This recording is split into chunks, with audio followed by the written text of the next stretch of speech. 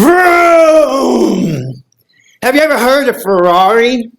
In 2003, in my hometown of Tulsa, Oklahoma, there were only a handful of them. And by far, the best one was silver with black trim and blacked out windows. And that belonged to my boss. He comes roaring into the office. I look out the window and go, wow, what a hell of a car. Someday. Before I know it, he's in my office. He sounds kind of like Al Pacino. Kevin boy, you've given me a big problemo. Your managed services have been so profitable that I've had another $389,000 on my personal taxes. So we're spinning your butt out into a C corporation. Hooah! And he's gone. And just like that, I'm like, okay, nice car. I didn't really know what a C corporation was, but when I looked into it, I found out it was really good if you're in the business of trust. Because you had to be listed publicly for ownership at the Secretary of State, and you couldn't be a felon or the Russian mafia hiding behind the anonymity of an LLC. The other thing was that you had to have a board of directors. It was for strategy, but more importantly, it was to protect clients from fraud. Well, a mere 3 months later, he comes back to me and he's in trouble. He needs money.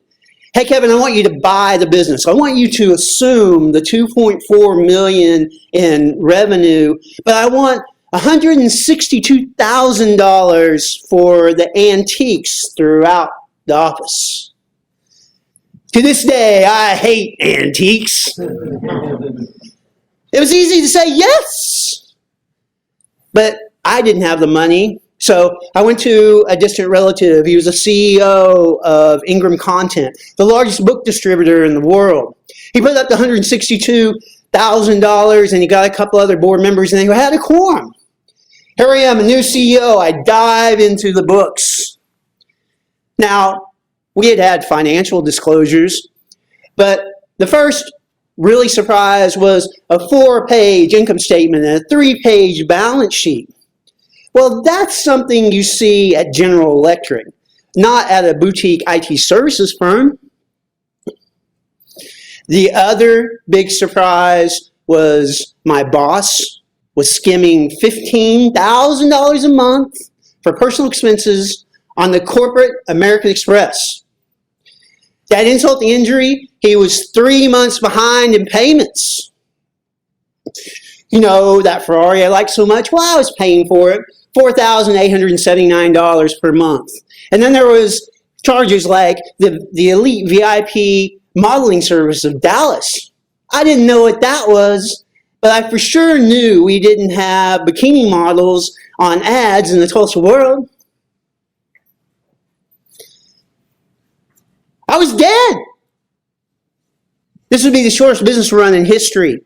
I had a mortgage, a disabled wife, a daughter in college, and let's not forget the board member that I owed $162,000. Maybe I could be his butler. Each month, I was dripping in sweat, literally bullets running down my face. My family and staff were depending upon me.